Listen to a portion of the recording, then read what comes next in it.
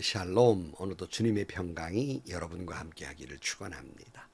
오직 주님과 동행하시고 말씀에는 순종하고 성령이 이끄시는 대로 살아가는 성령 충만한 은혜와 축복이 넘치는 하루가 되시기를 주의 이름으로 간절히 축원합니다. 오늘 아침 하나님께서 우리에게 허락해 주신 말씀은 창세기 42장 26절에서 38절 말씀입니다. 그들은 곡식을 나귀에 싣고 거기를 떠났다. 그들이 하룻밤 묵어갈 곳에 이르렀을 때 그들 가운데에서 한 사람이 자기 나귀에게 먹이를 주려고 자루를 풀었다가 자루 아귀에 자기의 돈이 그대로 들어있는 것을 보았다. 그는 이것을 자기 형제들에게 알렸다. 내가 낸 돈이 도로 돌아왔다. 나의 자루 속에 돈이 들어있어. 이 말을 들은 형제들은 얼이 빠진 사람처럼 떨면서 서로 쳐다보며 한탄하였다. 하나님이 어찌하여 우리에게 이런 일을 하셨는가? 그들은 가나안 땅으로 아버지 야곱에게 돌아가서 그동안 겪은 일을 자세히 말씀드렸다. 그 나라의 높으신 분이 우리를 보더니 엄하게 꾸짖고 우리를 그 나라를 엿보러 간 첩자로 이기는 것입니다. 그래서 우리는 그에게 우리는 정직한 사람입니다. 우리는 첩자가 아닙니다. 우리는 모두 한 아버지의 자식으로서 12형제입니다. 하나는 잃고 또 막내는 가나안 땅에 우리 아버지와 함께 있습니다 하고 말씀을 드렸습니다. 그랬더니 그 나라의 높으신 분이 우리에게 이르기를 어디 너희가 정말 정직한 사람들인지 내가 한번 알아보겠다. 너희 형제 가운데에서 한 사람은 여기에 나와 함께 남아있고 나머지는 너희 집안 식구들이 굶지 않도록 곡식을 가지고 돌아가거라. 그리고 너희의 막내 아우를 나에게로 데리고 오너라. 그래야만 너희가 첩자가 아니고 정직한 사람이라는 것을 내가 알 수 있겠다. 그런 다음에야 내가 여기 잡아둔 너희 형제를 풀어주고 너희가 이 나라에 드나들면서 장사를 할 수 있게 하겠다 하였습니다. 그들은 자루를 비우다가 각 사람의 자루에 각자가 치른 그 돈꾸러미가 그대로 들어있는 것을 보았다. 그들과 그들의 아버지는 그 돈꾸러미를 보고서 모두들 겁이 났다. 아버지 야곱의 아들들에게 말하였다. 너희가 나의 아들을 다 빼앗아 가는구나. 요셉을 잃었고 시몬도 잃었다. 그런데 이제 너희는 베냐민마저 빼앗아 가겠다는 거냐. 하나같이 다 나를 괴롭힐 뿐이로구나. 르우벤의 아버지에게 말하였다. 제가 베냐민을 다시 아버지께로 데려오지 못하면 저의 두 아들을 죽이셔도 좋습니다. 막내를 저에게 맡겨주십시오. 제가 반드시 아버지께로 다시 데리고 오겠습니다. 야곱이 말하였다. 막내를 너희와 함께 그리로 보낼 수는 없다.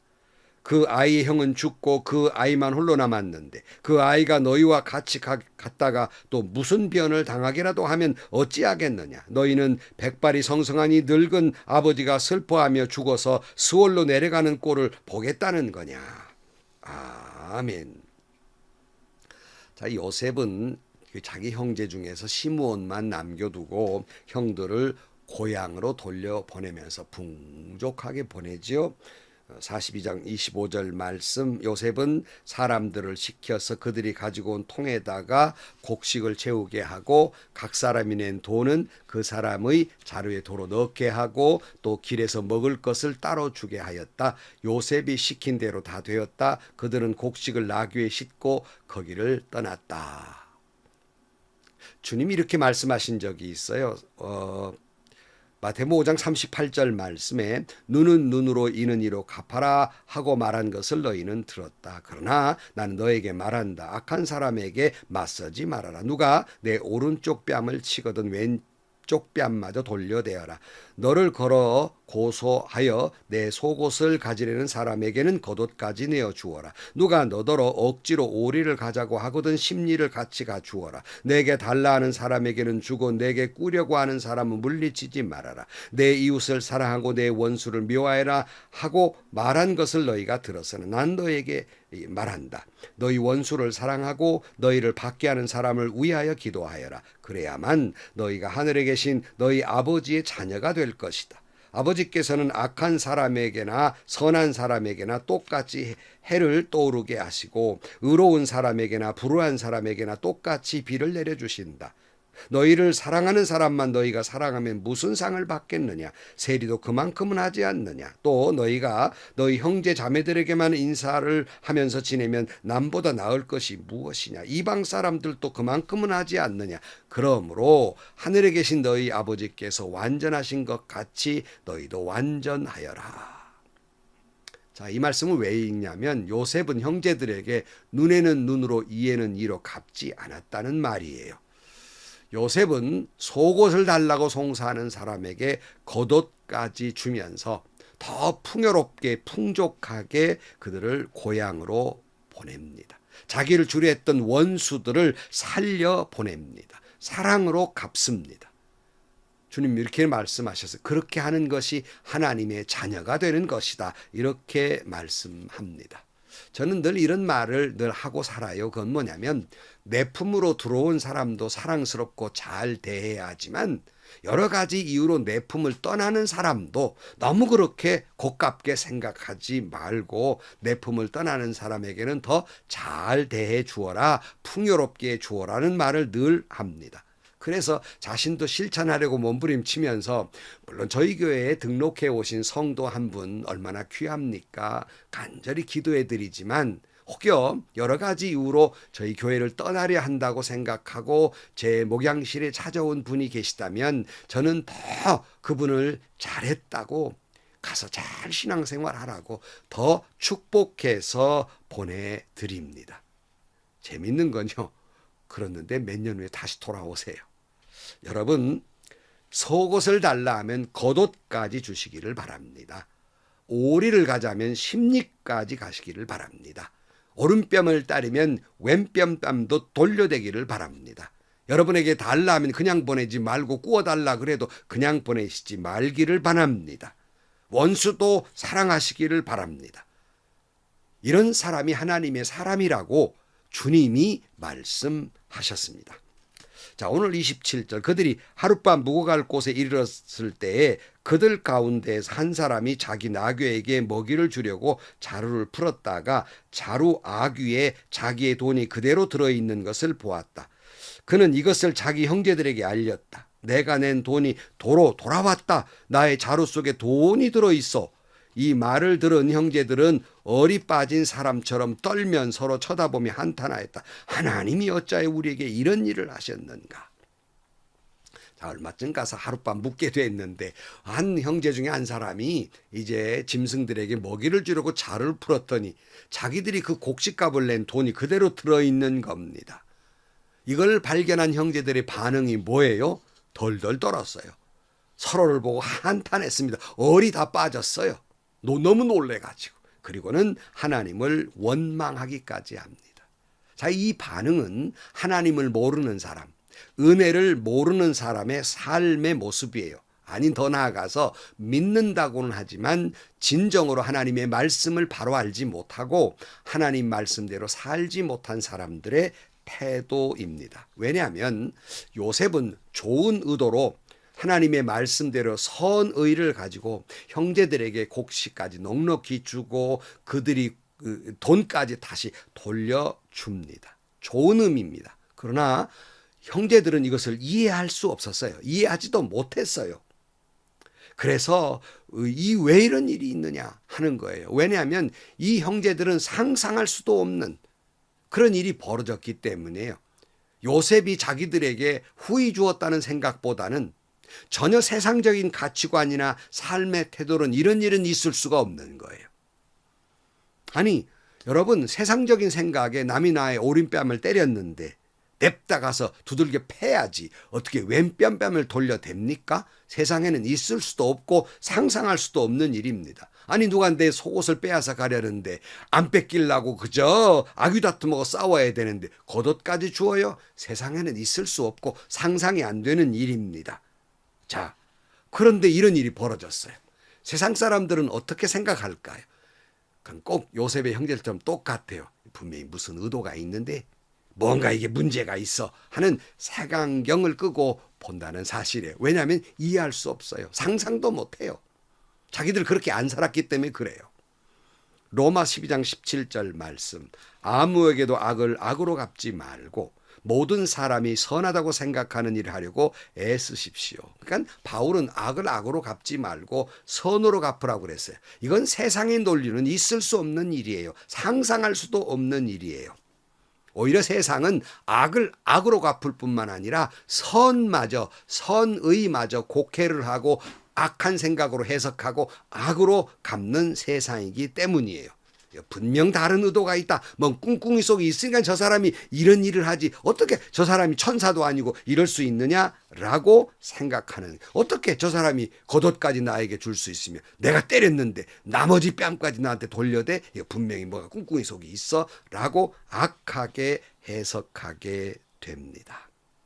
그래서 믿음 안에서 선을 행하는 사람에게 악으로 갚으려는 사람도 있다는 사실이에요. 세상도 그렇지만 교회 안에서도 그래요.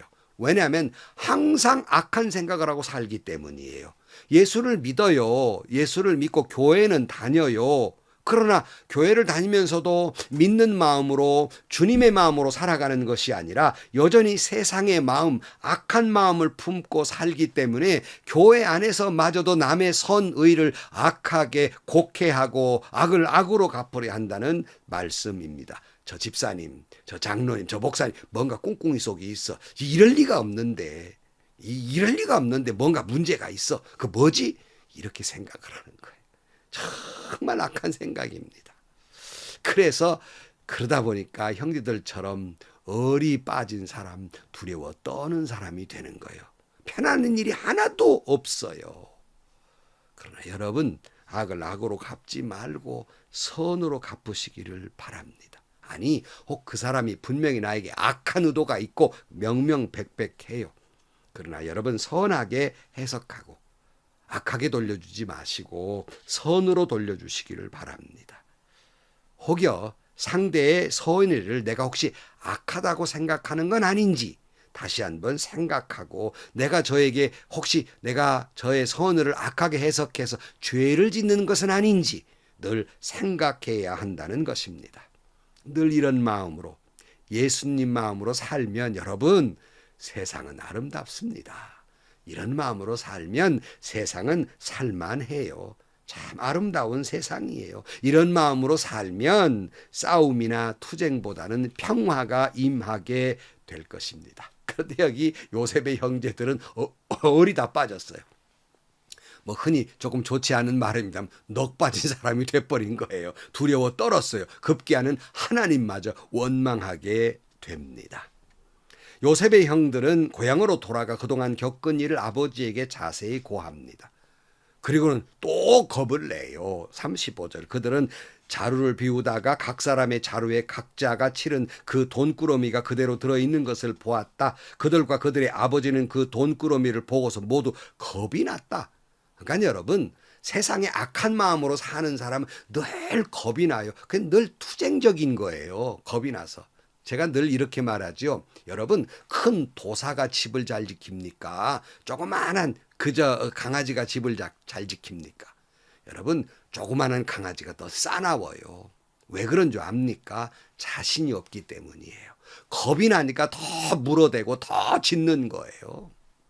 믿는 사람은 그래서는 안 됩니다. 늘 선으로 악으로 갚으려는 사람은 투쟁적이지만 악을 선으로 갚은 사람에게는 평화입니다. 사람입니다. 자, 야곱은 아들들을 원망해요. 36절. 아버지 야곱이 아들들에게 말하였다. 너희가 나의 아들들을 다 빼앗아 가는구나. 요셉을 잃었고 시므온도 잃었다. 그런데 이제 너희는 베냐민마저 빼앗아 가겠다는 거냐? 하나같이 다 나를 괴롭힐 뿐이로구나. 야곱의 입장에서는 자기가 그토록 사랑했던 이미 요셉을 잃었지요. 이제 시므온마저 갇혔다니 시므온도 잃었지요. 이제 베냐민마저 데려가서 혹시라도 베냐민마저 잃는다면 어쩌자고 이러는 거냐 이렇게 이야기하는 거예요. 왜 나를 괴롭히냐 원망하고 있는 거예요. 이게 아버지가 자식들에게 할 태도입니까? 야곱 비록 그가 약복강변에서 하나님과 씨름하여 이겼다고 이스라엘이라고 하는 이름을 가지고 믿음으로 살았지만 야곱이 믿음이 성숙되려면 아주 멀었어요. 이런 여러 가지 고통스러운 상황 속에서 하나님을 바라봐야지. 자식들을 원망하고 있습니다. 하나님을 원망하는 것과 같아요. 37절. 르우벤의 아버지에게 말하였다. 제가 베냐민을 다시 아버지께로 데려오지 못한다면 저의 두 아들을 죽이셔도 좋습니다. 막내를 저에게 맡겨주십시오. 제가 반드시 아버지께로 다시 데리고 오겠습니다. 야곱이 말하였다. 막내를 너희와 함께 그리로 보낼 수는 없다. 그 아이의 형은 죽고 그 아이만 홀로 남았는데 그 아이가 너희와 같이 갔다가 또 무슨 변이라도 당하기라도 하면 어찌하겠느냐. 너희는 백발이 성성하니 늙은 아버지가 슬퍼하며 죽어서 스올로 내려가는 꼴을 보겠다는 거냐. 르우벤이 두 아들의 목숨을 걸고 아버지를 설득합니다. 내가 동생을 데리고 갔다가 반드시 살려서 다시 데려오겠다는 거예요. 그러나 야곱은 완강합니다. 어찌 보면 야곱의 입장에서는 12 아들 가운데 진짜 아들로 여겼던 것은 아마 둘이었던 것 같습니다. 자신이 그렇게 사랑했던 아내 라헬이 낳았던 요셉과 그리고 베냐민이었을 것입니다. 그런데 이제 베냐민마저 잃을 수는 없다는 거예요. 다른 아들 다 잃는다 할지라도 그 아들만은 잃을 수 없다는 겁니다. 그러면서 너희들 나 지금 죽는 꼴 보려느냐? 뭐 이런 태도입니다. 자, 그러니 아직도 야곱은 이렇게 자식들을 향한 편애가, 자기도 편애를 당했으면서도 편애가 계속되고 있습니다. 요즘 긍정과 상식이라는 말이 회자되고 있습니다. 가치관이 혼란이 와서 무엇이 공정이고 무엇이 그저 상식인지 잘 알 수 없는 노릇이 되어버렸지만 편애가 낳은 비극을 그 자신이 경험하면서도 아직도 믿음의 수준은 그 수준에 있다 하는 사실이에요. 사랑하는 성도 여러분, 정리를 합니다. 우리는 이 말씀 속에서 하나님의 사람 요셉처럼 악을 선으로 갚는 삶이 되시기를 축복합니다. 행여 선마저 이해 못하고 악으로 갚는 사람이 돼서 얼빠진 사람, 두려움에 떠는 사람이 되지 않기를 축복합니다. 원망하며 사는 사람이 되지 않기를 축복합니다. 악이라도 선으로 갚음으로 말미암아서 예수님이 주시는, 하나님이 주시는 진정한 평안과 은혜가 여러분의 삶에 넘치시게 되기를 주의 이름으로 간절히 축원합니다. 기도하시겠습니다. 하나님, 악을 악으로, 선마저 악으로 갚는 세상의 가치관으로 살기에 사람들은 두려움에 떨며 얼이 빠진 사람처럼 떨며 살 수밖에 없습니다. 예수 믿는 우리마저도 그런 삶을 살지 않게 하여 주옵소서. 선을 선으로 갚을 뿐만 아니라 악이라도 선으로 갚음으로 말미암아 진정한 평화가, 진정한 평안이 우리에게 임하게 하여 주옵소서. 예수님의 이름으로 기도하옵나이다. 아멘. 여러분, 우리가 아직도 예수 믿으면서 아직도 불안하고 초조하고 그리고 격하게 싸우며 사는 이유가 뭘까요? 그것은 늘 악을 악으로 갚고 선마저 악한 일로 해석하며 살기 때문에 항상 불안한 거예요. 못 믿는 거예요. 하나님마저 원망하게 되는 거예요. 그러므로 여러분, 우리는 예수님 마음으로 늘 용서하는 마음, 이해하는 마음, 사랑하는 마음으로 악을 선으로 갚고 선을 선으로 갚는 그런 삶을 살아가는 여러분들이 되시기를 주의 이름으로 축원합니다. 오늘도 행복하시고요. 좋은 일이 가득한 하루가 되시기를 주님의 이름으로 간절히 축원합니다.